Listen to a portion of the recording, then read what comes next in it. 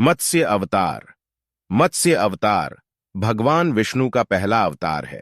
इस अवतार में विष्णु जी मछली बनकर प्रकट हुए थे। मान्यता के अनुसार एक राक्षस ने जब वेदों को चुराकर समुद्र की गहराई में छुपा दिया था, तब भगवान विष्णु ने मत्स्य अवतार में आकर वेदों को पाया और उन्हें फिर स्थापित किया। कच्छप अवतार। कूर्म अवतार को कच्छप अवतार भी कहते हैं। इसमें भगवान विष्णु कछुआ बनकर प्रकट हुए थे। कच्छप अवतार में श्री हरि ने क्षीर सागर के समुद्र मंथन में मंदिर पर्वत को अपने कवच पर रखकर संभाला था। मंथन में भगवान विष्णु, मंदिर पर्वत और वासुकी सर्प की मदद से देवताओं और राक्षसों ने 14 रत्न पाए थे। वराह अवतार। वराह अवतार हिंदू धर्म ग्रंथों के अनुसार भगवान विष्णु के 10 अवतारों में से तीसरा अवतार है। इस अवतार में भगवान ने स्वर का रूप धारण करके हिरण्याक्ष राक्षस का वध किया था। नृसिंह भगवान। ग्रंथों के अनुसार भगवान विष्णु के 10 अवतारों में से चौथा अवतार नृसिंह है।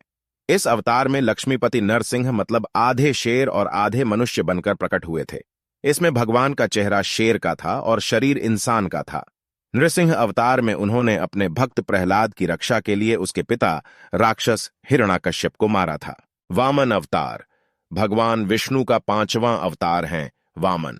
इसमें भगवान ब्राह्मण बालक के रूप में धरती पर आए थे और प्रहलाद के पौत्र राजा बलि से दान में 3 पद धरती मांगी थी। 3 कदम में वामन ने अपने पैर से तीनों लोक नापकर राजा बलि का घमंड तोड़ा था। परशुराम। विष्णु के अवतार परशुराम राजा प्रसेनजित की बेटी रेणुका और भृगुवंशीय जमदग्नि के पुत्र थे। दशावतारों में से वह 6वां अवतार थे। जमदग्नि के पुत्र होने की वजह से इन्हें जामदग्न्य भी कहते हैं। कहा जाता है कि इन्होंने क्षत्रियों का कई बार विनाश किया था। क्षत्रियों के अहंकारी विध्वंस से संसार को बचाने के लिए इनका जन्म हुआ था। श्री राम। विष्णु के 10 अवतारों में से एक मर्यादा पुरुषोत्तम भगवान श्री राम हैं। महर्षि वाल्मीकि ने राम की कथा संस्कृत महाकाव्य रामायण में लिखी थी। तुलसीदास ने भक्ति काव्य श्री रामचरितमानस की रचना की थी। राम अयोध्या के राजा दशरथ और उनकी पहली रानी कौशल्या के पुत्र थे। श्री कृष्ण। यशोदानंदन श्री कृष्ण भी विष्णु के अवतार थे।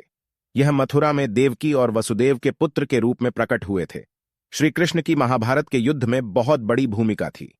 वह इस युद्ध में अर्जुन के सारथी थे। उनकी बहन सुभद्रा अर्जुन की पत्नी थीं।